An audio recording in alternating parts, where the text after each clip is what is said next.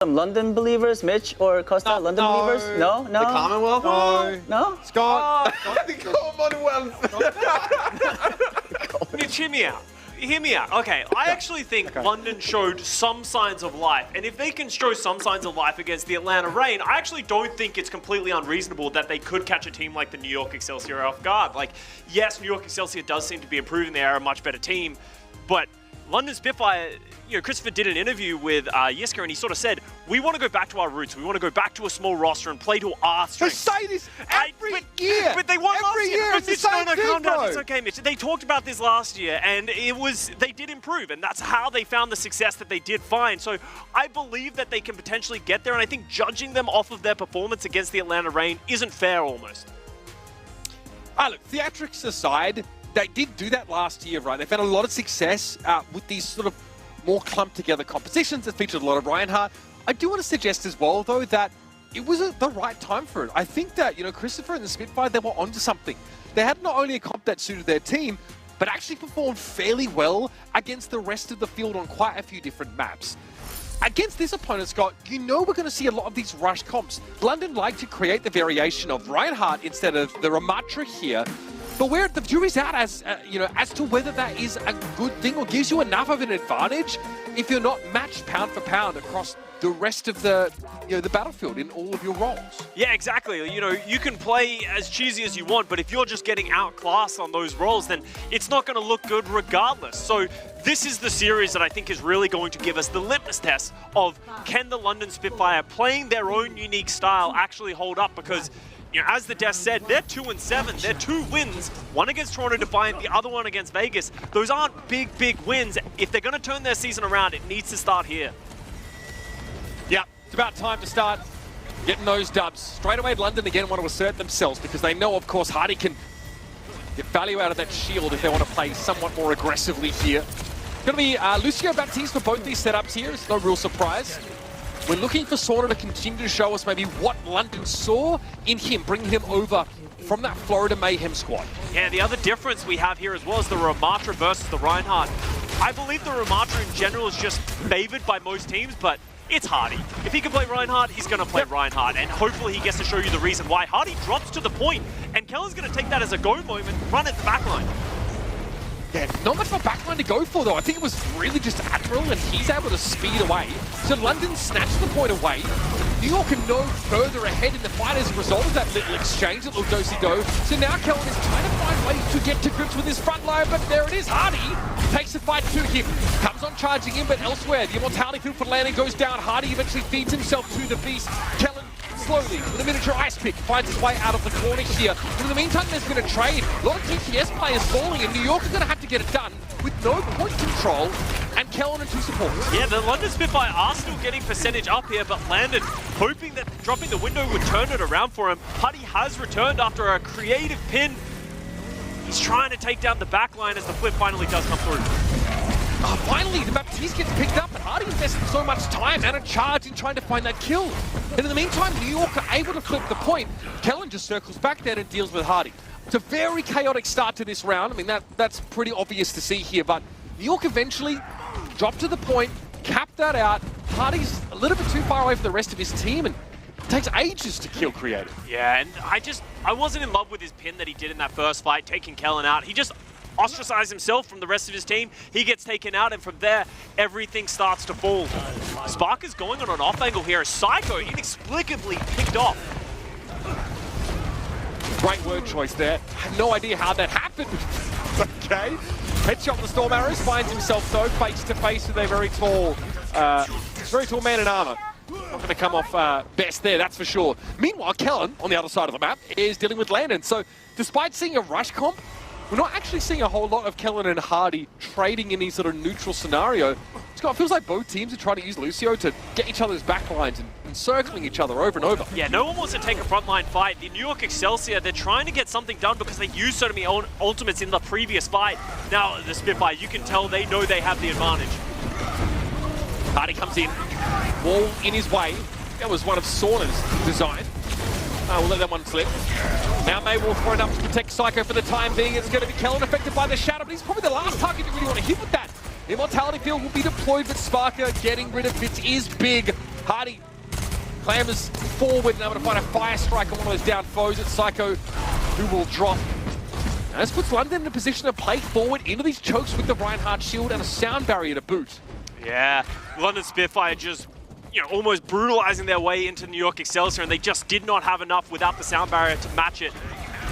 They're trying to hold this door. The wall goes down to split the roster, but Hardy's unable to find anything, dropping the sound barrier to allow them to go more aggressive. Yeah, good timing as well, as Hardy was dropping dangerously low in that moment. But it's a very effective immortality kill from Creative that actually can't be removed by London because it's around the corner. This allows them now to take some time, send Kellen forward, and Fitz wins the 1v1 against Sparker. So both of those Hanzos really trading blows, and the kills from both of those individuals have a huge impact on the fight as it extends. Hardy's too low to really hold here, and we'll see a flip back for New York.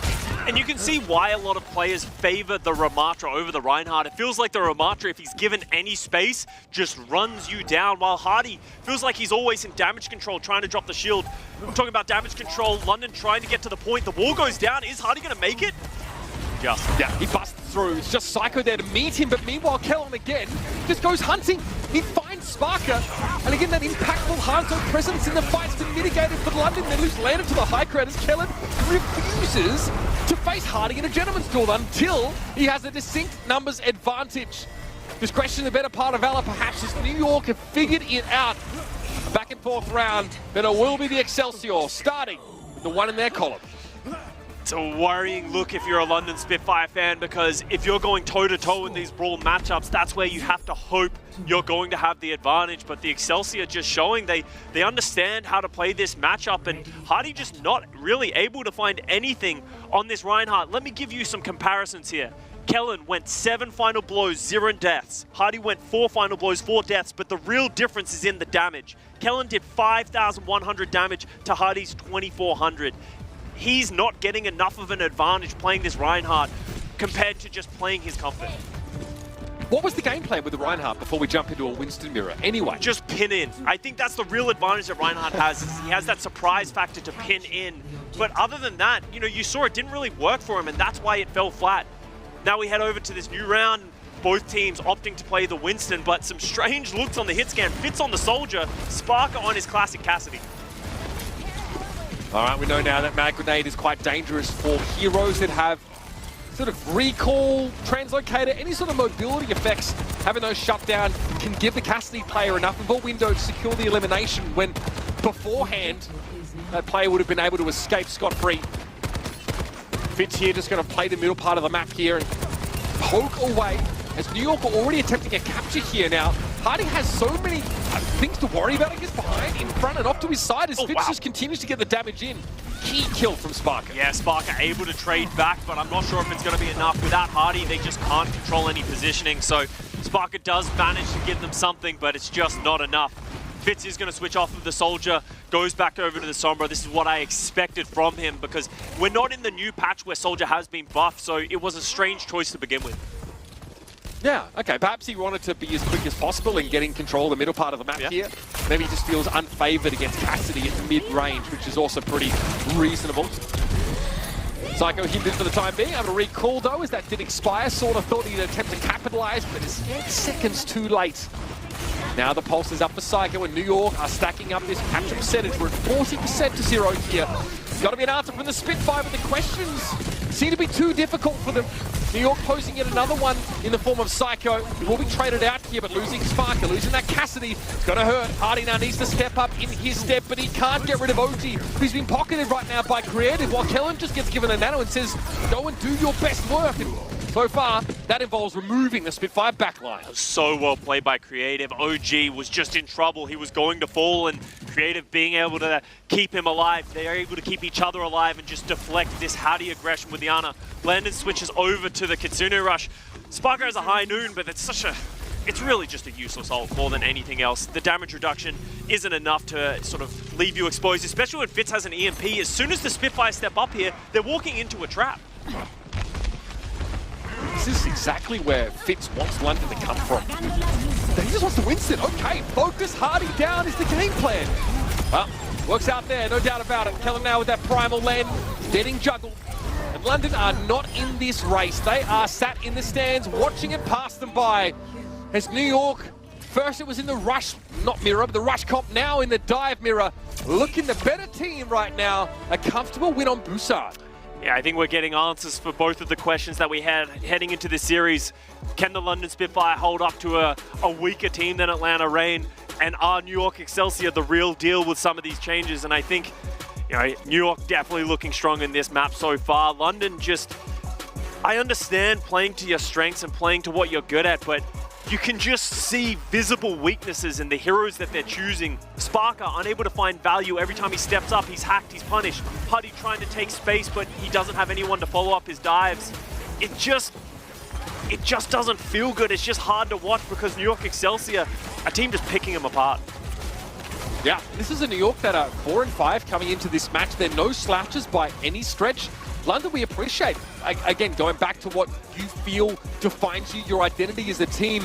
But when you compare the comps in that first round, you start to feel a little bit bad about their odds of success in this series. And then when they have to mirror the Winston composition, I mean, Kellen and the rest of the New York Excelsior just a cut above here.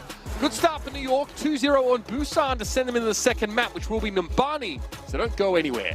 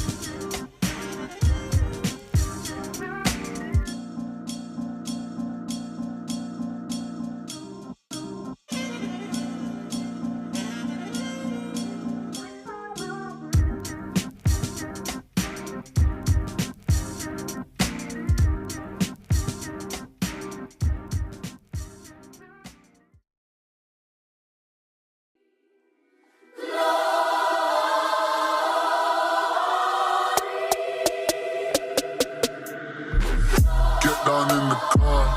One time give it all. Bust it open hard. Let me see you drop. Get down in the car.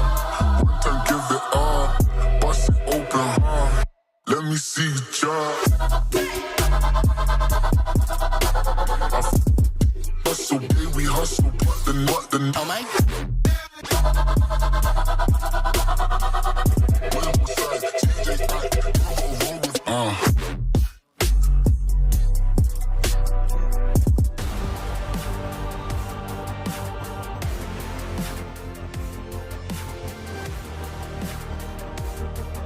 looks clean, squeaky clean, in this New York Excelsior camp so far. One map down in the series, so early days. But Scott, we've seen two very distinct looks from this team, both the rush style and the Winston dive. Both looking great, both looking more than enough to tangle with the Spitfire. And the New York Excelsior is a roster that it came together so late heading into the season that people didn't really know how to feel about it. But if you just look at the players on paper and the resumes that they have a stacked roster. It just never really seemed to click week to week. We saw some great moments for the New York Excelsior in the previous stage, but they couldn't string it together to actually find success. But so far in this season and this stage of summer, they look to be much more well-rounded. They have lots of different looks, and they're coaching the players right. The addition of OG might have been that missing piece for the New York Excelsior. Right, yeah, someone who we haven't spent too much time talking about today, but has had great success on, teams previously in the Overwatch League. So, a huge move for New York, and creative with someone who's already getting talked up a lot, right? That Seoul Dynasty connection between him and sort of Fitz being, rejuvenated here. Some fantastic players. And Kellen, who's been up and down through the Overwatch League and contenders in his home region. So this team really have the caliber to be a force in the Overwatch League. And a win here sends them to 500. They've got to be feeling good about that first map. Coming back out on this Winston dive style on Numbani. You said it in the break, London can't play Reinhardt here. They have to mirror this comp. They have to make it work and brush up after that Busan showing. Yeah, it's just not going to work. I understand you could be as comfortable as you want, but Reinhardt can't pit up walls, unfortunately. As much as every Reinhardt player wants that, it just doesn't work. So Hardy is going to start on this Winston. Sparko over to the Hanzo, which is a hero that he's very comfortable playing. So they're just going to play almost toe-to-toe with the New York Excelsior, which I think is a better look for them. You've got to accept that sometimes you're going to have to play the other team's game. Will it be New York's game this time around, or does London have something up their sleeve? So maybe more to show us here. Kellen slept on that high ground, so takes a face full of damage. Backs away because that bionic grenade was still in effect. London looking for a way in. Hardy seems to think he may have found one, but very quickly is repelled.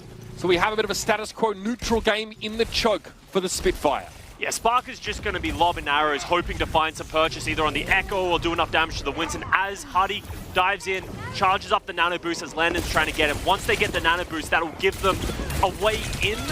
But how will the New York Excelsior respond? Because Creative is also coming up to his own nano boost. Are they going to allow them to just stand around like they currently are? Dangerous there for Sauna. I think he maybe didn't quite time the health pack respawning. Wasn't punished for it though, as Psycho let him go there. Clash of European Overwatch superstars at the Tracer role. Psycho still will be trying to tag Sauna as much as possible. Good pulse though, Sauna comes in, and he comes out grinning. Kellen is down, Fitz also picked off, and all of a sudden it all comes crumbling down for New York. Great player by Sauna. He's the one who opens the door for the London Spitfire, and we've been hyping this player up and the addition that he is bringing to the London Spitfire. We didn't see him much on the Florida Mayhem, but he's been hyped up by a lot of people for his flexibility, and he's started to come in clutch. Obviously, so far on the London Spitfire, it hasn't been great, but if he can continue to do this, that's what he has been signed to this roster for. Yeah, good delivery there for Sauna. New York looked pretty solid there up until that started to happen. We saw their Psycho and trying to keep tabs on the enemy Tracer, but sort of just gone away from him there. And he needed to mark his man a little closer. Hits on that Echo, of course, has built that duplicate. Opportunity to make use of it in the previous fight, though eventually pushed up the shaft. Yep, the Hanzo duplicate. Was that intentional? Or did he want the Ana? We may never know here. It's going to be a trade as Sparker finds him. I think he did want the Ana, but he just, in the moment of panic, I think he thought he was going to die, just duplicates into the Hanzo. He does trade 1-for-1, so it's not the worst thing, but if you're committing an ultimate and the Primal Rage as well, they didn't really get much from it. And again, question about how well you're justifying his Echo pick still has to be leveraged. Sparker finds it. Another one, this time is creative at long range, and this is messy at best for New York. Another great sort of pulse bomb. Sends the Spitfire careening towards this point B. And this is going to be the easiest second point they've ever seen in their life. Kellen looks like he's thinking about it, but decides better, and that's almost 5 minutes left in the time bank for London Spitfire. This is what we were hoping we would see from this team. They're just finding the right picks, but as you said, Mitch, New York Excelsior just looking a little lost, and they're going to switch Fitz over to the Sombra. They need to find some value out of Fitz here. Sombra may be a decent way to do it, especially if you can challenge Sparker, who right now doesn't seem as if Psycho's been able to strike the fear of God into. Dragon strike here for this corner could be pretty deadly. The hack was there as Sparker tried to back way around the corner. The stick for good measure, just to make sure Sparker was extremely, irrevocably dead. He was already dying, and then he definitely got stuck. Huddy is going to commit the Primal Rage, thinking maybe he can get something done with this one, but after he gets hacked, there's no way he's going to be able to stay in. He doesn't want to give away too much EMP charge, but too late. Fitz is already at 90%. He's going to have this one. Are the London Spitfire going to be ready for it? Oh, never mind. Hardy, probably necessary here. Okay, well, that's the perfect target, whether Hardy knew it or not. Fitz was looming very close to that EMP. Hardy able to shut it down. Doesn't get overly aggressive, even though he got the nano from Landon there. Just the one pick was enough for him. Trusting Sauna to control the periphery here. This little side access point with the health pack is very important for flankers. Sauna might have a pulse bomb here, so thinking less about the health pack, more about destroying creative. That is a third pulse bomb stick, Scott. You can see them going in. The EMP does come down. No follow-up on that one in particular. Hardy's getting incredibly low, but they're managing to keep him up. Admiral has the rally. Is he going to pop it? Sauna looking good so far. Can't quite finish OG there. New York has been given a chance to breathe here. This could work against the Spitfire. They have rally in play, but Hardy couldn't capitalize. Hit with a Bionade just before it came through. Here's a nano. Hardy. Again, not going too aggressive here. Really just trying to control this choke, and the damage is decent, but Oaks is able to shield bash. Somehow Hardy's not expecting maybe him able to pick Admiral out of the mix. And now Hardy doesn't have to follow up, the backup to find a kill there. With Kellen getting rid of Sparker, Hardy's days are numbered. That was a long, drawn-out fight there for the London Spitfire. Admiral does end up committing that rally, thinking that it might be able to help them turn the fight. But once OG returns in kind with his own rally, it's just not enough, as Fitz once again charging up quickly with these EMPs, as London Spitfire making some changes of their own. Landon over to the Kiriko, a hero he is known for, and Sparker over to his Cassidy. All right, it feels like it gives him a little bit more option against both the flankers of Fitz and Psycho. Oh, wow, that's a reset. We saw Fitz, well, I mean, that's not ideal. Sauna had such a good round so far, but Cart went out there in the 1v1. Sparker looking against Dave Psycho off, but this will really slow things up. I want to sort of talk about this Cassidy because it's such an interesting pick that no one else has really decided to go for. When the nade got changed to add this hindered effect, it was expected that it would shut down the dive, but it doesn't really have that effect. And it just, Cassie's such an exploitable target. Watch as Sparker tries to walk out here into the EMP.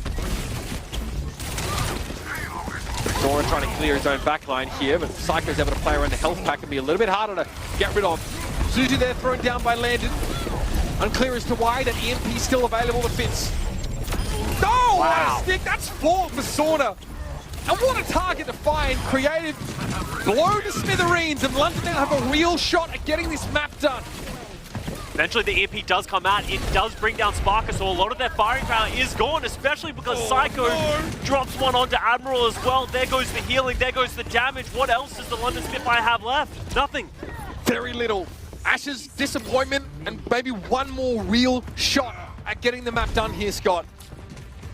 I gotta give Sauna some props as well. He has once again opened the door for them, even though they're not able to close it out. He's been finding the big picks onto the backline of the New York Excelsior. But one fight remaining. Oh, they have the rally, they have the Kitsune Rush, and they have Hardy on the Reinhardt once again. Hardy looking to tread the yellow brick road to victory here alongside Landon.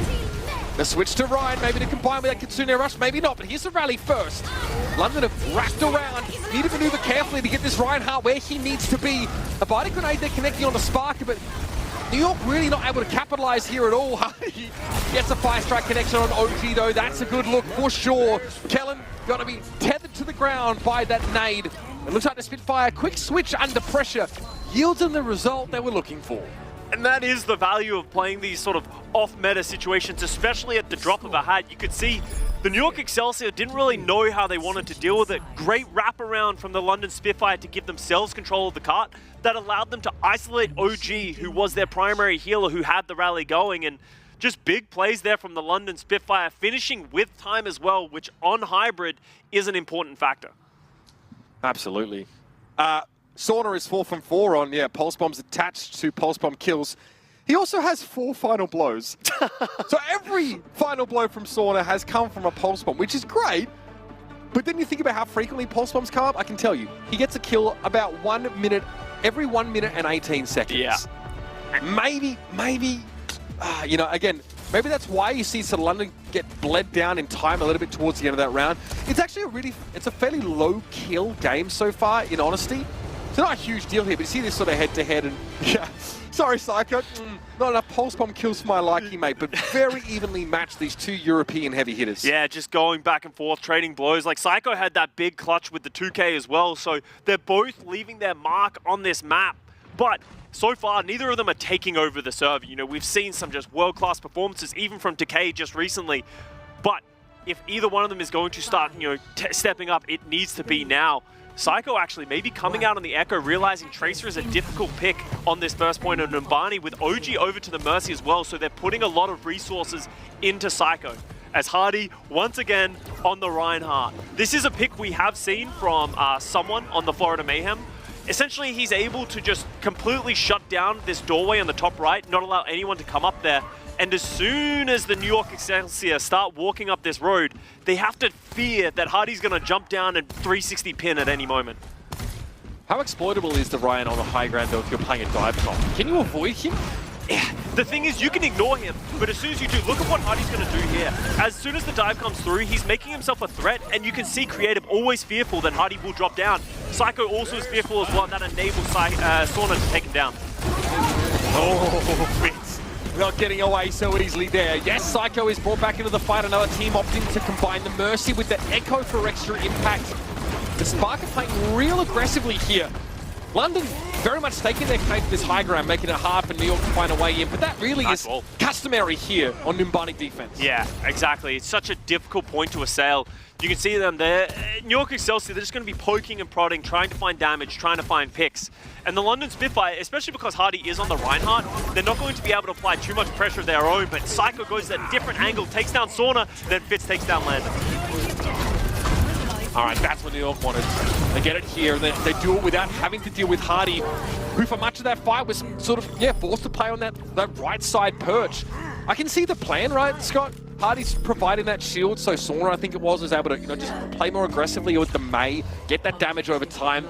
But New York commits so hard and really just able to find instant value with Psycho coming in, blowing people up, that London can't do too much and their spread's so thin. Yeah, and that, Hardy recognizes he cannot play Reinhardt on the second point defense, switches over to the Winston.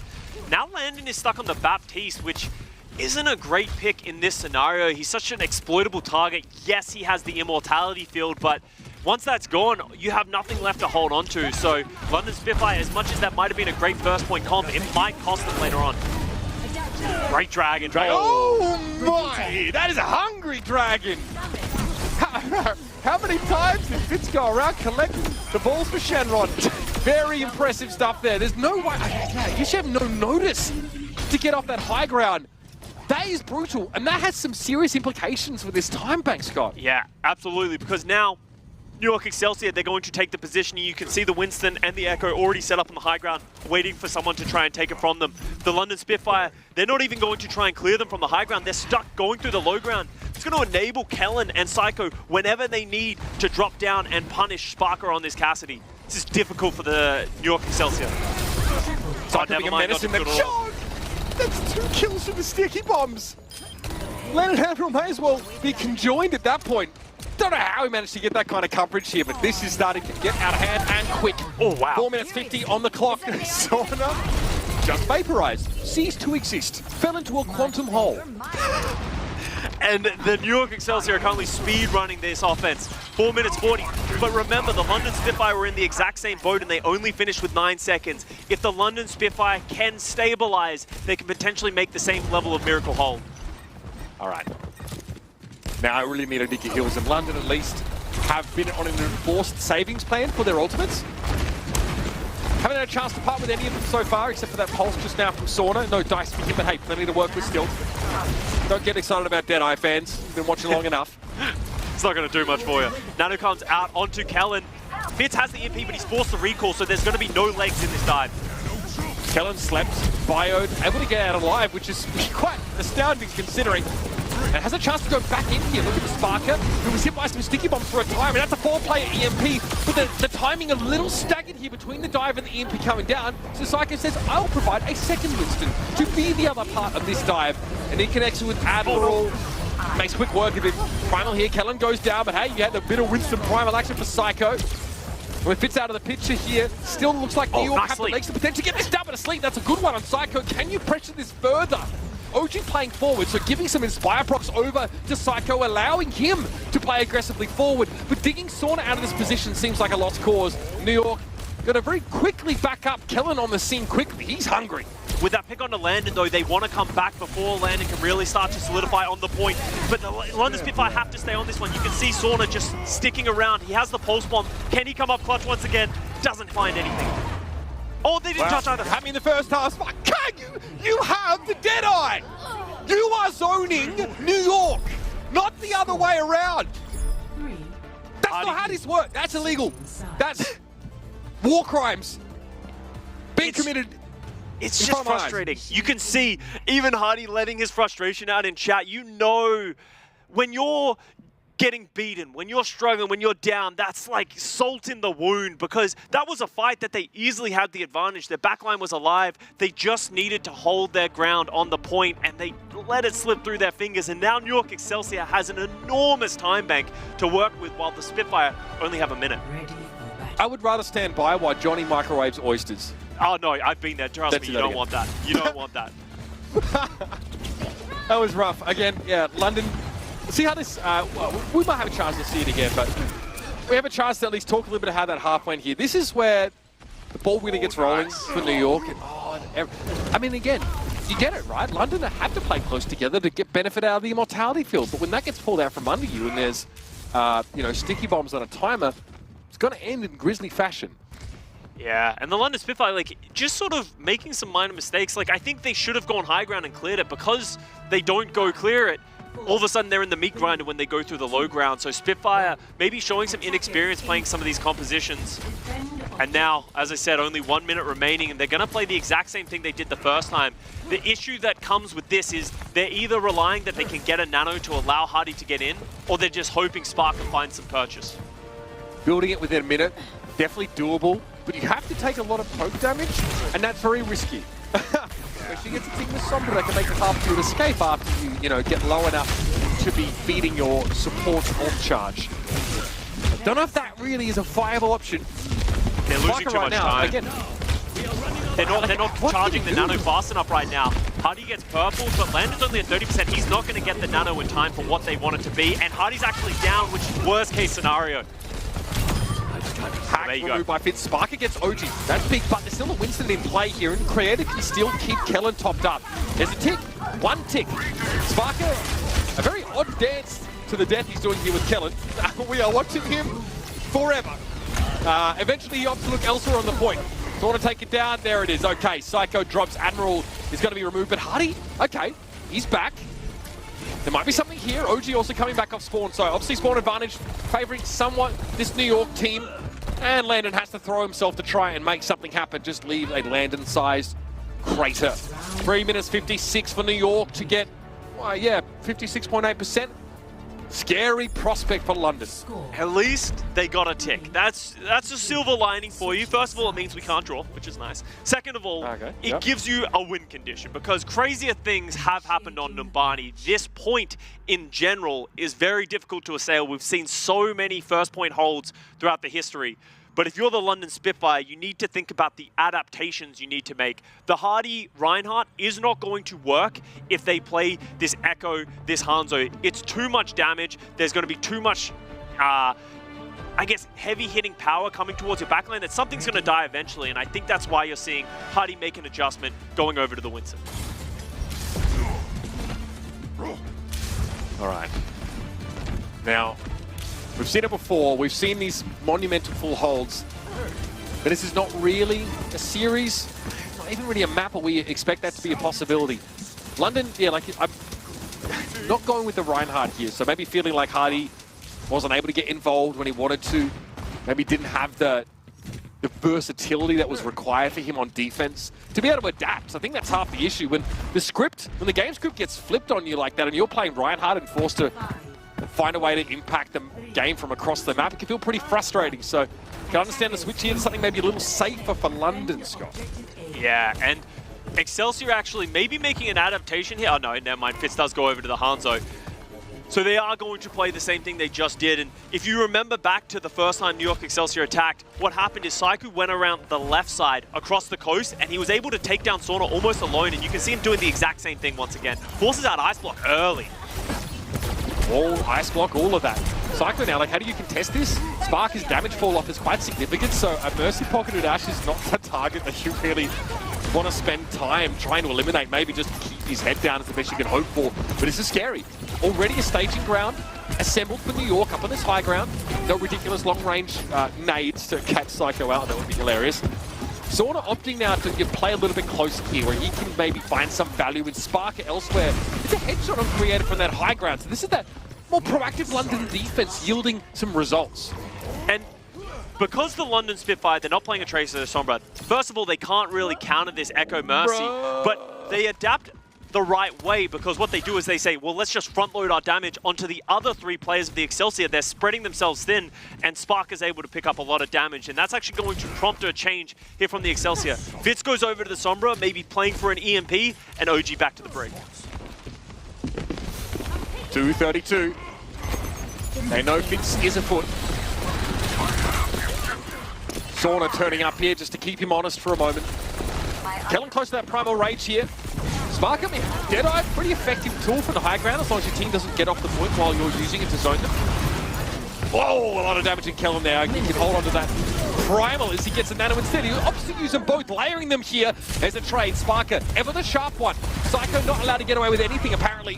The one kill, and that's all the Echo's going to get. But meanwhile, Kellen sows discord in the ranks, and Fitz and Creative will capitalize. Hardy dropped to the low ground now, but again, needs to stay pretty close to the point alongside Sauna for a decent stall.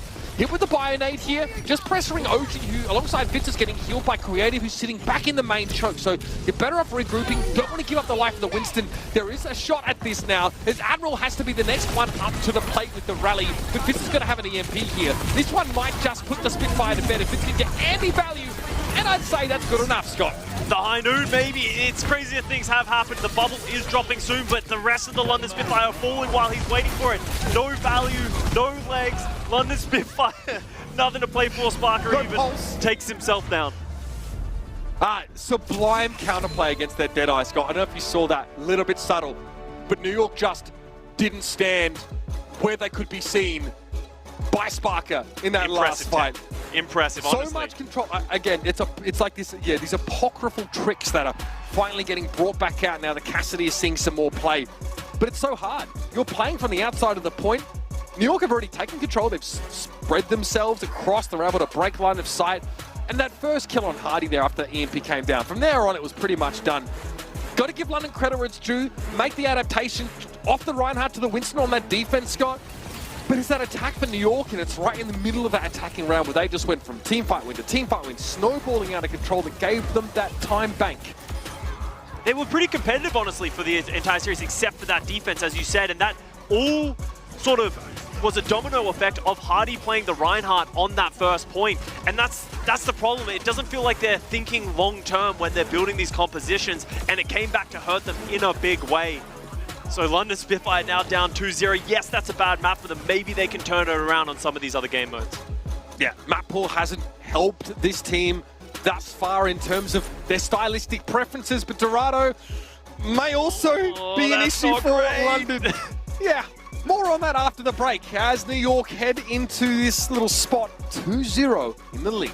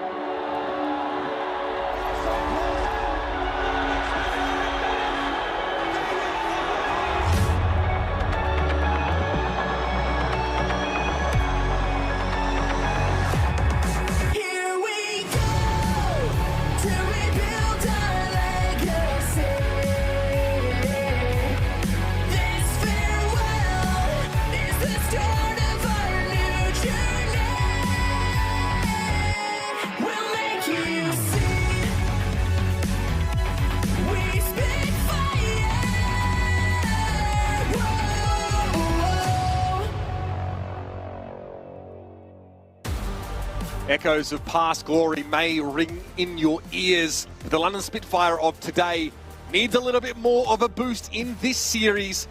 The New York Excelsior have taken them to task over 2 consecutive maps.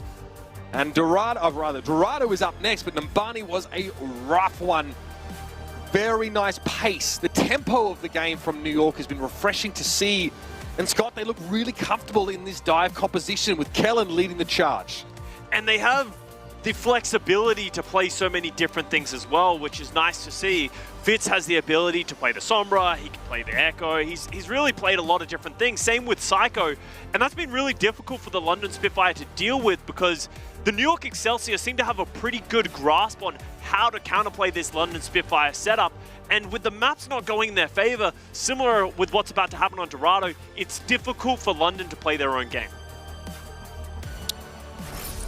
Yeah, we talked about the map pool. It just doesn't feel great for them, right? There's a world where this series kind of looks vastly different. They can actually make use of getting maps where like rush comps are the way to go and find ways to, you know, generate advantages there, maybe whether it's from the Reinhardt or other aspects of their team compositions. We've seen Sparker, I guess, break the mold a little bit in terms of some of his picks at DPS. This is not a team that want to play, you know, Tracer, Sombra. They really try and mix in a lot of Hanzo, some Cassidy where it seems appropriate. But whether it's that not working or something else, London haven't been able to come up with the answer. And this is their last chance to do so. They get to start on defense here in Numbani. Likely going to be forced into a dive mirror. They're going to be dealing with Kellen constantly nipping at their heels, and Fitz and Psycho who've had a lot of success on these flanking roles. Yeah, and the dive from the Excelsior looks clean as much as it feels like we're talking about the woes of the London Spitfire. The Excelsior are doing everything that is required from them. They're playing the game well. The backline is keeping each other alive. They're deflecting the dives. It's working like a well-oiled machine, and they've shown that they have the flexibility from their match yesterday where they had Anian come in for the Circle Royale to play the double flex support, and she played great, and that really rounds out that roster. Then they have Shockwave who comes in to play the pure hit scan if they want to go that way. He's been looking great as well. So this roster is really starting to click at the right time, and if they win this series, they go 5-5, and at that point, anything's possible. We've got quite a few teams getting that 500 now. First the Shock. Yep. Now New York threatening to do so as well. And what is that? Okay, the TP up. Not sure about that. It's obviously not great. The London Spitfire are actually on the attacking side here, so they attempt something with that teleport play. It doesn't work out for them here. And try that one again. Hardy's going to switch back over to the Winston. Obviously, if he could get on the high ground with that Reinhardt, he could get something done. Great pick from Sauna onto Fitz. That should at least give them a little bit of breathing room. Spark has moved over to the Ashe instead of the Cassidy. It has much better long-range damage. The Bob's a better ultimate. The big problem with Ashe is she's so exploitable. If you can get on top of her, she will just fall over. So it's this trade-off. It's almost like a high-risk, high-reward. Right now, though, Sparker has rule of the roost. Had a decent sightline to work with, but eventually Kellen intervenes. It's a scary, oh dear! The hack amp damage from Fitz, and he sticks around to finish the job.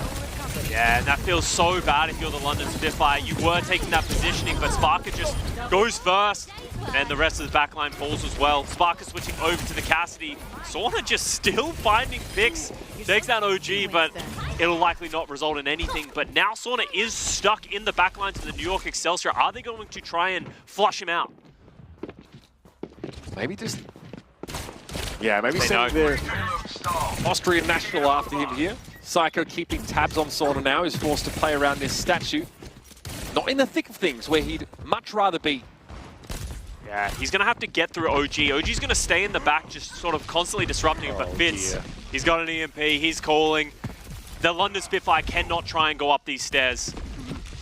They're thinking about it. They know it's a problem. They know they can't do it. Cool. And look at that, the dive was just in time. Good response here, though. Sparker pressure down pretty heavily here, but landed no chance to let a nano go, and Psycho is ripping them to shreds. Almost too easy. You could see the Fitz was with the easiest EMP of his life. The Spitfire not able to respond in any way. They do have ultimates to get in, but the New York Excelsior only costing them an EMP for that one. So whatever the Spitfire throw at them, the Excelsior can respond. Sparker now on Cassidy. Looks like the Ashe is like too exploitable. Oh, we're getting aggressive, creative. Maybe a little too close to the sun, but Kellen is hoping to finish the job. Rally in play though, so very difficult to get value from Primal, but Landon is caught all on his own. Kellen may be hindered, but not in the true task, and that was getting rid of the Ana. Mega comes up at a rather fortuitous moment here because there's still more work to do. No. Apparently, Sauna, oh, he's on that cart. Surely New York know about it here. Looks like Sauna doubles back, maybe see Psycho coming his way. Kellen returns to the scene of the crime. Sort of dropped it. He dropped a pulse bomb on Kellen, but it just wasn't enough to take him down. He was able to follow through, take down Creative, and now the London Spitfire, the best opportunity they've seen all map. Yeah, pulse bomb not great from Psycho there. He's the player that has to try and stall things out right now, and Landon finishes him off with a biotic grenade. There's the checkpoint for London. I mean, in fairness, very aggressive play there from New York, right? Creative in the stairwell, throws himself after Kellen with the nano, tries to throw a bio down, and there's a rally in response from Admiral. Yeah, living up to his namesake a little bit too much there. Gave the London Spitfire an opportunity. They did respond well, but now Sparker does go back over to the Ash now that we have longer sightlines and high grounds that he can play off of. Hardy and Kellen exchanging pleasantries there, as really didn't want the Winston looming so close to his backline. Your two supports on the high ground here, and Kellen's able to play from up above, so that really threatens Landon's position right now. Hits with another EMP. One big. Goes for it. Oh, okay. Hardy was chopped liver in a matter of seconds. And that's just so difficult to deal with because your backline wants to play far enough away from you that you're not all getting EMP together, but for that reason, as soon as the EMP goes down, Kellen drops the bubble, and therefore any support that could have come for Hardy is not going to come. Fitz does fall. We've seen that. Another window. That a lot, right, from New York. They are just trying to solo EMP Hardy in many of these cases, where some other teams might look to hit a backliner, like EMP and Ana would hope to finish her off with a dive. A lot of teams have started realizing if you EMP and just take down the Winston, you're cutting off the legs. You can't win a fight if you don't have your tank. They really are the meat shield that you have. Sparker trying to step up, but Nano Kellen just gets in his face. Sorta does respond with another great pulse bomb onto Creative. Is it going to be enough? Hardy's nanoed here, so Kellen very wary of trying to take a duel of Winstons on that point, but now in the courthouse, Kellen goes for the primal. Probably feels pretty bad as the rest of his team is plucked out from under him. That's a big play by Sauna. He took down both the backliners. Kellen committing the Primal Rage late. Fitz not up to another EMP. They're in a good position because Sparker can just play from the high ground, or at least the low ground, and just pump out damage, and the Excelsior aren't going to be able to deal with it. New York able to get back in time to stall. Sparker back on the Ash, once more exploited, albeit in a different way, as Psycho able to find the perfect place for that pulse to go, and yet New York painfully let that one slip. Hey, you know, 1 for 1. Yeah, Excelsior's just giving them one back. You know, London Spitfire, they did it there on Numbani. But that's what they needed. London Spitfire, with Sparker going down, it was unlikely they were going to be able to close out that fight with just such lacking damage. So now they have another 2 minutes to cap this third point. Oof, man. Okay, New York. In fairness, not a huge time ache for London here. New York are in a winning fight position, but they've got to forget about it. Walk into this next one, ideally, with Fitz generating the EMP. Yeah. The next couple of seconds. Yes, Sparker does have this Bob, which can be an extremely useful zoning ultimate. When as soon as they go aggressive, you drop the Bob, and he just becomes a turret that's sort of fending off enemies. Fitz is looking for this EMP, and they're so stacked up. That's a lovely one. Just as all of the Spitfire are light to that lower level, Fitz is waiting for them. Again, Sparker the first to go is often within the case, so large portion of damage now taken out of the mix. And yeah, the hack on the Primal Winston's important, but probably the damage amp for Fitz just to keep nailing those Uzi shots into the very angry Primates. This is good for New York. They want to solidify this as much as they can. Just that EMP in that last fight. It's all they needed. The Bob, though, might be an issue, but Sparker hasn't had a great chance to really do anything on Ash. And that's the problem with Ash, is if teams generally don't give you that freedom and that space to shoot. Any good team with a Tracer Sombra, as soon as you step up, you're in trouble, exactly like this. Pulse there, no good. Hit marker, but likely just the shield or something similar. Here's the Bob creating an awful amount of space. Nobody from New York wants to linger in his vicinity. This gives room for Hardy now to go upstairs. Backed up by the dynamite. Now Sparker has all the space he needs. Good sleep, though. My goodness. New York sheepishly able to back away from Hardy once more. And they get the Ash again, Scott. What a bio. And it hits the 3 backliners. That results in Landon going down, and Spark is just not able to play this game right now. Goes over to the Hanzo, recognizing that he's never going to get breathing room to be able to shoot. Even though he hit a great shot at the beginning of that fight on Fitz, it's just not enough. Now with 12 seconds remaining, the only thing they have going for them is a rally and a Sauna Pulse Bomb, which has been coming up clutch. Sauna, at great risk of being hacked and kept in place there, so has to recall away. His Pulse Bombs have been sublime so far this series. Great way to get his team across the line in overtime here, but the stun from the rally shield bash slows him up. Pulse deployed.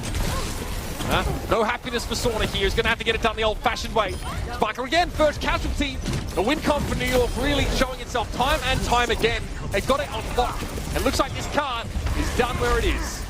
Yeah, and Kellen hasn't fallen this entire map. He is just, you saw it, 20-player kill streak. He is just running around the London Spitfire. They just don't have answers. You look for the other side, Hardy is getting hacked, he's getting punished, he's getting booped, he's getting slept all over the place. He can't play the game. While on the other side, it feels like Kellen's just running around for free. They're putting the nanos on him, they're giving him the resources, and it's paying off. The London Spitfire, as much as they might be trying to play their own game, Spark and not play the Sombra because that's not their comfort, what they're doing right now just isn't enough against a team like the New York Excelsior. Yeah, a couple of slips, right? We think, well, what happens if New York don't sort of give up the card there in what it was a 5 versus 3 situation, if I'm not mistaken. Yeah. But they're able to put it together. Look, I want to talk about Spiker a little bit more. Ash Hanzo's been mixing it up a lot. 9 deaths, 1 final blow. Yeah. I mean, you know, it's worth talking about the purpose of like some of these picks here. We know what the Ash can do, but you mentioned it, she's exploitable. At what point do you say, maybe I'm better off playing something that's a little bit more self-sufficient? Maybe something that, you know, can get out of my backline and actually start to threaten, because Ash seems like she's great when you're in a winning position and you have all this space. But Hardy's struggling to make that space. New York always have an answer. And to justify the reasoning why the Spitfire aren't switching, it's likely they've been practicing exclusively playing these hit scans. They haven't been putting the work into Sparker on the Sombra or anything like that. So they're going to go down with this ship. As much as it's not working right now, you need to just hope that something can turn around. But maybe after this weekend, they need to go back to the drawing board, because so far they're starting out this summer stage 0-2 if things keep going this way. Spiker again, getting all that attention. Hard not to when you stand out like a sore thumb on this pick. But again, great spot, obviously, to make use of the high ground. You kind of get space by default until Kellen sort of accosts you like this. Sleep there looks like he didn't connect. Kellen had great timing on the bubble, so he'll still be a problem. You see he goes up to Spiker's left, who now has to deal with the fact that he's bioed from God knows where, and here comes Winston again. Coach Gunn had to be quick on that trigger finger. And then just, you can tell Kellen's just trying to distract Sparker, stop him from shooting at his backline, and then Sauna's the one who eventually gets punished. Kellen just knows he doesn't need to find picks, he just needs to be a nuisance, because eventually the team will follow up, there will be a hack, and someone will go down. And the New York Excelsior with a really quick first point capture, as once again Sparker just not able to find value on the Ash. I love that from Creative. It's like both he and Kellen realize Kellen's not there to get kills. So throw a defensive Bionade at him, just keep him in position. Kellen also had the bubble timing come up pretty nicely, and he knew where London were going to fall back to. London aren't particularly mobile because they have to play around their Ash. Exactly, like Sparker, Landon, and Admiral, they're all just going to stay in this 3-player bunch, which isolates Hardy, which is difficult to deal with. And then as they're grouped up, if Fitz gets this EMP and gets it onto the back line, they're in trouble. And you can see he's lurking, he's looking for it. If they coordinate it with a Kellen dive, there's no chance. Right there. Yeah, perfect. I mean, it doesn't take much. You're not reinventing the wheel here for New York. It's just very good fundamentals. We just found out exactly where the shoe fits. EMP as Kellen drops in and plants one. Hardy gets a nano, but it's so late in the fight. He stalls for a moment and realizes there's nothing to do. Yeah, sort of with another great pulse bomb on Creative is a nice thing for the London Spitfire, but it doesn't result in anything. They can't do anything, and that was only the EMP for the Excelsior once again. So now they can dive with the nano, with the primal, so they have all the tools to just keep pushing through the second point, which they are doing at a rapid pace. This game's really gotten out of hand here if the New York Excelsior keep this up. Perhaps the resolve of London now really getting chipped away, eroded by this constant pressure from New York. Here's Kellen once more, sees the Ash, says, how about I knock you off your high horse first and let the rest of my team go to work devouring you. Kellen rather has eyes for land, excuse me. Rally came in from Admiral, but not enough to save Sparker once more. He's having a rough day. Rough day on the tools for Sparker, Scotty. Yeah, he's just getting so much pressure under him. Nano wins, the Primal Winston, and he's just never getting the freedom to do what the one thing that Ash needs to do, which is shoot. And then the backline, they do a great job of living for long enough. They have the rally, but the thing that I think is hurting the Spitfire the most is not that they're losing players, it's just they have no aggression of their own. There's no opportunity where Hardy is diving and finding picks. Most of their kills have come from pulse bombs from Sauna. They're the opening windows that they're getting. And the New York Excelsior, 4 minutes 40 remaining. Spitfire on the ropes. What's it going to be, London? The Bob to set you up. It might buy you a few moments, but New York are unlikely to get caught out by it. It's unlikely to be a team fight winning ultimate in itself. Again, Sparker by default has space because of the verticality here. Really what you do with it, that's important. When your Hardy's dead, you've got no flexibility. You can't start the fight in your own terms now. The initiative's taken away from you. Here comes the Bob, Scott. That's just going to get hacked. Instantly hacked. That will shut him down for a while. Sparker does find OG, which is a big pick. Sparker gets actually stuck, dropped a nano from Landon, so they will hold at least for now. Oh, London forced apart with a lot of those ultimates they were clutching. Yeah. But the Rabbit to turn them into a team fight win. May not feel like it, but your Sparker's thinking about something else here. What's the option? Surely not Hanzo, right? It might be Hanzo. He hasn't shown any willingness to play like an Echo or anything. Goes back to his Cassidy, but that also hasn't been something that's worked throughout this series. Also, the New York Excelsior coming in a big bionic grenade on Admiral. Kellen might as well have used a wormhole to get to the backline there. It's such a roundabout way of getting in, like dropping the low ground, jumping up high. He gets there, but he gets traded out and Sauna fight. The guy's consistent. My goodness, another fantastic pulse bomb, keeping his team's head above water. Yeah, Sauna has absolutely been the player for the London Spitfire, which is great to see. Does manage to get slept and taken down from the Excelsior, so they are going to hit the go button. They have the nano, Kellen has the primal. The Spitfire haven't been able to deal with it all series. They need to do it now. Creative. Wants to wrap around here. Play close. I don't know if he knows Hardy's very close by, but he knows Hardy won't commit to playing this choke. The nano here, presumably for Kellen. Sauna doesn't have a pulse, so don't need to protect anybody from that. On the high ground, Kellen gets a little bit low, but opts to use the primal, so no need to layer the nano with that for the time being. See what you can get for this primal and then go from there. He's low, Hardy, real low. Knocked off the high ground, and there's Psycho with a pulse. Sparker's down again. Oh man, they get it done. Yeah, nothing London could do. Sauna absolutely fuming. You can see he's very unhappy about that result, and you can't blame the guy. Tough day at the office for this Spitfire squad. Sparker in that last match ends up at 13 deaths, right? You know, Hardy also up at about 8. Kellen 1 death on that Winston. So hard to kill. He's everywhere, and yet as far as London are concerned, nowhere. And that's it. Kellen was, you see that final fight, it's just a classic example of what Kellen was doing that whole fight. Doesn't get the nano. Unlikely he's going to find picks, but he pushes everybody around. Everyone's just scattered all over the map, and then the rest of the Excelsior are the ones following it up, cleaning up. I really like what we saw from this team. I had my questions, I had my concerns about this roster of, you know, obviously the first win they got was against the Vegas Eternal. That's not a great idea of how strong this team is, but I'm starting to think they're moving up my power rankings right now, Mitch. Yeah, like, despite that, right, it's like not a great example of where this team is at, not a great litmus test, but the desk, I think all of us had a feeling that these two teams were trending in opposite directions, right? Both of them made some changes in this mid-season break, but, you know, Backbone, Sauna, I mean, Sauna comes in and his Tracer looks amazing, but it's hard to see how London have shored up some of their key weaknesses outside of just adding more power at DPS. And that was evident, right? That was very, very, you know, a bright spot, at least, for the Spitfire in this game. But looking at the side of the New York Excelsior, not only do they have so many other options, right? I talked about Shockwave, Anyon came in to play a fantastic Baptiste when the map required it here.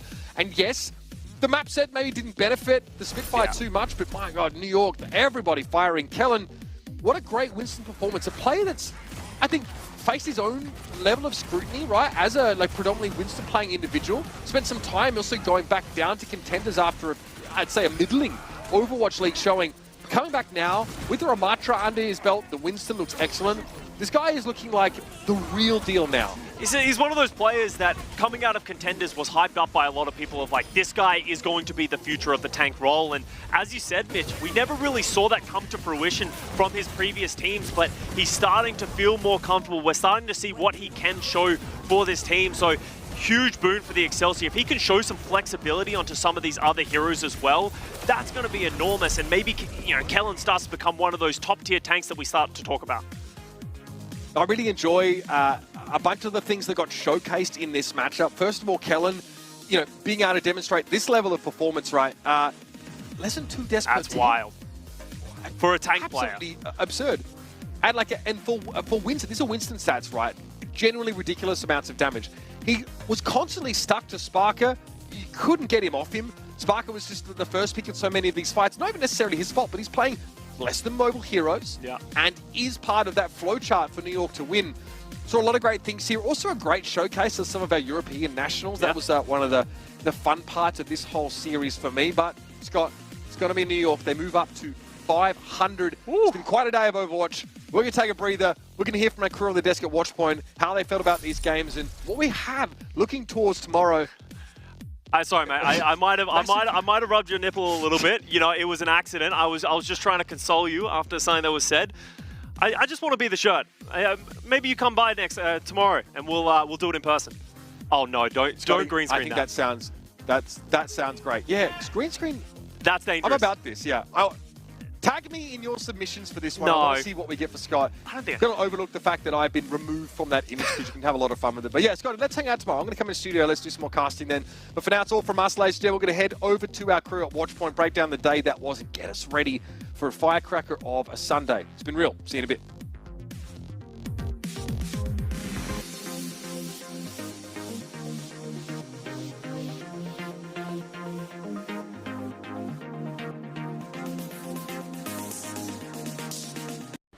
Welcome back to Watchpoint, everybody. New York Excelsior continue their winning streak, beating the London Spitfire 3-0. Wow. They look good. Dante was right. Yeah, you're right.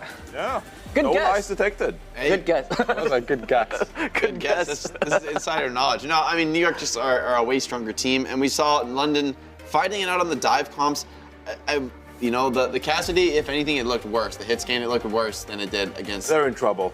I mean, not that it was good against Atlanta. Maybe Spark was just the only player who got a single kill against. New York looked clean. They look clean. New York really did look clean. Johnny, you gotta break this down for us. Like, how did this match go? Oh, I think it was the telestrator. The telestrator. We were gonna walk over there. Look, yeah, we got a great play to show you guys. So I'm gonna walk over here, and we're just gonna break down an example of like the successful dives from the New York Excelsior. So is the pen here? Oh, here it is. Got the magic pen. It's been a while. It's been like a month or something. So I just wanted to show an example here on Numbani. This is actually going to be the attack of New York Excelsior. Sorry, there you go. And so they're going to try to break down this defense. And we come in here, and it's already kind of fighting. We see the May wall in the middle here going to split off the dive from the New York Excelsior. So this is going to be the big thing. The May on the defense here. Now, London Spitfire, they're also playing the Reinhardt here. So they're going to block off so that Creative can't get the high ground. But it also protects the May here in this very dynamic role. So as we play this out, we can see how the May wall is really effective at shutting down this dive from the New York Excelsior and actually breaking things up. Some nice icicles on the Psycho. Psycho is going to get resurrected by the Mercy player. But then again, he just keeps utilizing this position right here to block off the Winston, to block off the Echo, and keep finding these picks. So a pretty tough defense here for New York Excelsior to break down in this very first minute. But I mean, there are no slouches. They figured this out immediately. How do we take care of this London Spitfire composition? You can just see like the ice walls are just like overwhelming, like great gameplay. So we pause right here and we can see that, okay, well this time we're actually going to have Psycho and OG flank around with this very powerful Echo and Mercy duo, damage boosted of course. And while this is happening, this is super coordinated. Fitz and Kellan, they are looking this way, as you can see. They're waiting for this pick to come through. So Sauna is being a nuisance. Okay, we're just going to dive over here. And so they're going to finish off Sauna here. And as we pause this one after Sauna goes down, we can go ahead and play it out till Sauna dies. And 4 versus 5, pause. And so like, how do you win this fight if you're New York Excelsior? Well, you have the amplification matrix, you have the Deadeye from Sparker as well. So like, oh, whoa, we're about to lose the point. We need to invest our ultimates. But Kellan, you can see, Kellan is already turned that way. Nice circle. Nice cool circle. little effect right there. Kellan is already looking at the backline. As soon as Sona dies, jumps in, we can play this one out, jumps in, amplification matrix goes down, but Landon doesn't even have a chance to use it. So very coordinated dive from the York Excelsior, recognizing that Sona is a problem. They shut him down and immediately cap point A. So nice, sort of like intellectual reaction there to what London Spitfire is doing, and they break apart the defense immediately, and they go ahead and win them Bunny as well. So great job by New York. Yeah, I mean, and also great job, Johnny. Great illustration. Thank you so much for the insight. I feel rusty, it's been a while. No, it was great. Well, it's a great illustration of how much teams have to adapt now with these new maps coming out. You got to be able to play the map, right? Adjust to those new maps and find the weakness in these unpredictable strats. I mean, I also think, New York, by getting this win, I think they're like sort of cementing their way to like, they look sort of new and improved as well, right? Like Mitch said it, they're 500 now. I mean, that's respectable. That's crazy. That's good. This is, I think a lot of people wouldn't have called New York as a team that was going to make it 500 here, especially coming off hot in the start of this summer side of the season. But the challenges they got I would say they got about as easy as it gets for the first two matches of this summer stage. So, as New York, let's see how they do against a tougher opponent. Right. I mean, and for the other side, London, Dante, what do you think? Like, what does London have to do to turn things around? They got a couple wins. I think they have two. They're 2 and something, right now, currently? Indeed. Yeah, what can they do? 2 and a lot. They could pay off the devs to change the game a little bit. I'm gonna be honest, this meta just isn't for them. Yeah. They can't play Reinhardt, and Tracer Sombra definitely isn't their strong suit, so it's rough. It's not good for them. I don't know a realistic option. It's just one of those struggle moments for your team. Unfavorable meta. I will say the Sana has been a bright spot. Sana looked great on the Tracer. That is true. I think he's really solid on the Mei and other games. Like, the roster changes they did make will definitely make them more competitive, but it's still like a weaker comp for them. Yeah, it's still not going to be the comfort zone, even with one specialized player. Yeah, that's the sad reality. I mean, the London Spitfire, they sort of flourished last year because like the play rates were very different when it comes to the tank heroes. I mean, last year we saw like 25% Winston, we saw more Diva, Sigma, we had a Junker Queen stage, for example, and especially like Junker Queen and stuff like that. Like London did really well in that. But now, I mean, we're seeing 45% Winston, and it's just not a hero that they can be that competitive in. On the other hand, Kellan, for example, like Costa mentioned towards the tail end there, didn't really flourish when we saw him on stage 1 on Zarya. Like, Kellan doesn't want to play Zarya. Kellan doesn't want to play Junker Queen. He wants to play the Winston, and now when we have Winston meta, someone like Kellan can step up and really start building a name for himself. So impressive by New York, and especially Kellan, I think. Yeah, I mean, Kellan, and also I think New York is looking nice thanks to their newest addition, OG, right? And talking about OG, God, I'm so bad at these transitions. Talking about OG. We got a post-match interview with OG standing by. OG, hello, can you hear us? Hi, how are you? Can you hear me? Good. We could definitely hear you. Congratulations on getting that win. I'm just gonna start things off. About this match against London. Was there anything specific you guys sort of practiced or had in store for the London Spitfire today? Nothing except for, I think we kind of did that they would play Reinhardt on the Bonnie because we saw, I think Mayhem and Washington also play it, and we know, they have a Ryan player on the Bonnie, so. Okay. Yeah, I was curious, you're joining a new team here in the New York Excelsior. Of course, you were part of the Toronto Defiant in the spring stage. How has it been for you adapting to a new team, and how are you feeling, playing with new teammates? Oh, it's been great. I think our team environment is great, and I love all my teammates so far. And I feel like I've been able to play better lately too on this team. That's good. Following up on that, why do you feel like you're able to play better? Is it just more comfortable? Like, how is it different? Is it mixed roster? Do you think you function better with a mixed roster? What is it? That's a good question, Dante. I think our teamwork. I think our teamwork has gone really good. I think we have very good macro play.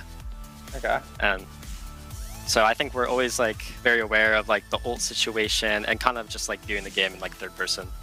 All right. Reasonable. Yeah, so I wanted to ask a little bit about this meta, the diversity we're seeing, like a lot of new picks coming out on these new maps. How do you feel about heroes like Echo coming more into the meta? You know, just a little bit of differences. Do you think Sombra Tracer, some teams are still sticking to it? Do you think it's going to make a resurgence? Or do you feel like the changes are here to stay? I think this meta evolved in a sense that it's like teams are kind of playing around not having like a super strong Sombra player. I do think like the top, like the real meta, I think is Sombra. But I think any team that's like running these Echo comps can beat any team in that sense.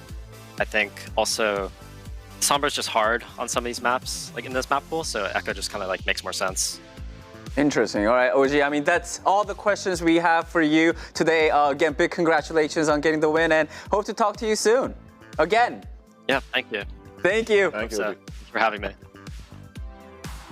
All right, everybody. That was OG from New York Excelsior, and with that, we are done with all the matches. So let's take a look at the scores one last time for all the matches that were played today. We started the day off with Toronto Defiant beating Vancouver Titans 3-2, and then Atlanta Reign getting the win against Washington Justice, followed by Boston Uprising beating the Houston Outlaws 3-1, and London Spitfire going down to the New York Excelsior 3-0. I feel like that first one was a banger. Little... Yeah, it was so long. Series, close. Yeah. It was. And I'm going to be honest, I was very surprised how good the Boston Uprising was against the Houston Outlaws. Yeah. Yeah, and these are the current standings. Any surprises? That plus-minus differential for Houston Outlaws, keeping them above the line for now. One less game, right? They So have. Boston's like they have very much the chance to take that away, take away that third place slot. Houston, back to the drawing board. They've got to refresh. They've got to find their footing before their next week's matches, because this is a crucial moment in the season. You got to start building momentum in the summer stage. You know, look like a real contender against Atlanta. Right now, they're fighting for the top 3. That is true. Yeah, and so we have more matches coming up tomorrow. But before we say goodbye, we have to do our favorite segment, Best of the Day, and I am starting first. My best of the day, I don't really need any videos or anything, because my personal best of the day is sitting right next to me, right here. It's Dante being on the desk. Whoa. Totally unexpected. Thanks, man. It was the easiest one I could take. Smart. I mean, but in all honesty, dude, like you just came in, you gave us insight. You just having you on the desk was Drop some really, heat. really good. Thanks for having me. I enjoyed it. It's been a really fun day. Yeah. And also, speaking of Dante, check out this amazing art of him from an amazing artist right on the big screen over there. Wow. Dante, what do you think about this artwork? I saw it. It's amazing. I saw it when they posted it right away on Twitter. I love the shock, like how there's a little thing that adds to each one, like the lightning bolts, the outlaws, like the gun cowboy, and then the lion with glads. I think it's all like a really cool addition to like these cute arts. And yeah, I really appreciate the fan art. Yeah, and the title of this art is Goodbye Dante by Sharp Blades. Sharp Blades, thank you so much for your beautiful artwork. And ladies and gentlemen, everybody, make sure to submit your amazing art to the Overwatch fan gallery to show off your stuff and snag a chance to be featured on broadcast, just like Sharp Blades. Yeah, that's pretty awesome. Love to see it. All right, so for my, let's go with Dante first. All right, so my, what is it called again? Best of the day. Best of the day. Okay, my best of the day goes to Hydron's barber, because that guy was cooking. Okay. Yeah. I didn't, okay. Oh boy, Dante's gonna put him on. Dante, what are you doing? Looks good. What are you doing, Dante? I heard grand finals was in Toronto. I need. Oh my. Oh wow, that was a lot of cut. I'm getting that cut when I go to Toronto. You're gonna catch me with the cut. Fashion. I think this might be it. Actually, this might be the new trend. It's what the Zoomers are rolling with. Get on the new trend, guys. Actually, get on that hot new trend. Oh my, what's going on in those corners? Hey, I mean it's hot. It's it's summer, so maybe like he wanted to cool off his head. You're cooking. I'm good. Thank you. Dante's absolutely merciless here. No one can stop him. You know, he's here on this day on the desk. He's gonna just flex on Hydron. So Hydron, sorry about that. For me, my best of the day, I'm going with the Echo Chamber, man. We're in it, and I'm loving it. I love this hero. It's so much fun to play, and I'm really happy to see it being played a ton in the Overwatch League. You get to see so many dynamic plays, so much individual skill expression. When this hero, these pro players, man, popping off with the perfect left clicks, it is nasty to see. The copies as well, I think just a few subtle tweaks to Echo. Like when this hero came out, it was like, all right, just copy the tank. Like don't think, just copy the tank. It's broken. But now it's actually, I think it's a much more exciting hero because we see the Ana copies, we see Tracer. Sometimes we do see the tank. Sometimes we see the Brig come out, right? And just like brawl, heal the team. So love that, using the iframes here to dodge stuff. I mean, there's just so many opportunities for outplays on this hero. I'm happy to see. I think an Echo meta is like one of the best metas you can get in the Overwatch League. So I'm hopeful this hero stays dominant. I'd like to see that as an interesting shakeup from what we saw in the midseason madness. Yeah, I completely agree. It just adds to like the playmaking and the tempo as well. Like you copy an Ana, it's like, I'll turn it around, I can heal you guys and I can bionade. And you can build Nano Boost. Like I'll copy Tracer and get a pulse bomb. Like there's so much versatility in like how you can affect how the game is going to turn out. So I love to see the Echo as well. You know, hopefully the Houston Outlaws taking a loss today won't be too discouraged. They might keep it up. So they're fine. Another pick that the Houston Outlaws threw out that, you know, might not recommend, but I loved it for the 10 seconds we saw it. It was the Jake Grat. It was on the Houston Outlaws too. I mean, this is iconic. This is an iconic moment in esports history right here, Jake. I'll just point out they won this map. He didn't even do anything. He didn't do anything on this pick, but it was the Junkrat. It was the Junkrat. That's amazing. I don't hate it. I think the idea being to like trap the Nano potentially, maybe just like use the spam to pressure this Tracer Sombra. It's one of the best spots in the game for Junk. This Ica Wall third point, very choked out point. Shades of Muma. A lot of debris shades of Muma in my ranked games, yes. All right, I mean, those were our best of the days. I think there were some pretty interesting ones. Hey, the West region, there's also another region other than us, right? The other side, the East region? Yeah, the East region, yeah. They got some matches, so let's take a look at the schedule first. All right, any good ones? Ooh. Dallas Fuel versus O2 Blast. Okay. Soul Inferno versus Pokerface and Dreamers versus Panthera. I've heard that Dallas Fuel are back. The rumors are that Dallas Fuel are back and they're trying to build momentum for a playoff run. I want to see a little bit more. I'm not a complete doubter. I just want to see a little bit more. But you get in early, Jake. Yeah, maybe Sparkle on the Echo, make some magic happen. Like, you know, I'm kind of convincing myself. Yeah.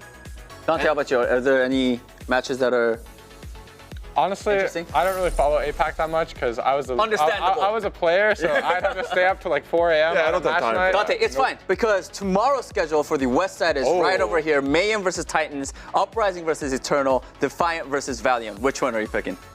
First game. First game. I think the other two are going to be sweeps, so I don't know. Sleeping on the Valiant? You think the Valiant? I think Valiant and Defiant could be pretty close. This is a big test for the Valiant. Like, was it a one-off? Was it a lucky win? Yeah. Okay, actually, I think it depends on the map pool. If it's good RAM maps, I think Valiant has a good chance. But if it's more divey maps, I think Tarno has a better chance. I'm worried for Vegas here, honestly. Like, please, I want them to get a map. Like, at this point, it's Boston. Like, if you get like start to get 0-3'd over and over again after the rebuild. Yeah. Oh my goodness, the depression sets in. It's a dark place to be, man. Like you don't want to be there. Like at a certain point, you realize you're like mathematically eliminated. It's mental boom. I want to see Spectra. I want to see more Spectra. Me too. He really stood out to me in their match against Vancouver earlier today, so I'm turning into a Spectra fan. Yeah. I mean, those are the matches for tomorrow. Going back really quickly to the East matches. I know the Overwatch League East broadcasts are, really late for us Westerners, but you can't let that stop you. Make sure to check out the morning recall tomorrow to get a full recap on the Dallas Fuel versus O2 Blast. It's gonna be good. Put your coffee on. Yeah. Hop on, watch some Overwatch. Yeah. See Hanbin dominate. Sparkle. All right, if O2 Blast can still win a game after like 20 players have been taken from them to the Overwatch League, I would be floored. Like, I cannot believe they still have a team. Like, how many O2 Blast players have gone to the Overwatch League? It's the pipeline, man. It's honestly kind of sad. No, it's like, I mean, it's like good. Like, it's not sad. It's good, but at the same time, but it's just like, it's incredible. If they're still putting together a respectable team after that, I mean, it's what you want as a contenders team. You want to send players to Overwatch League. It's great news for you. Yeah. Right? But it's just hilarious to me that they're like still going and still putting up map wins. It's actually crazy. I think who is on that team? O2 has brought in more players than like NA has brought in. More than I think it's more than any other country. It's like South Korea, O2 Blast specific,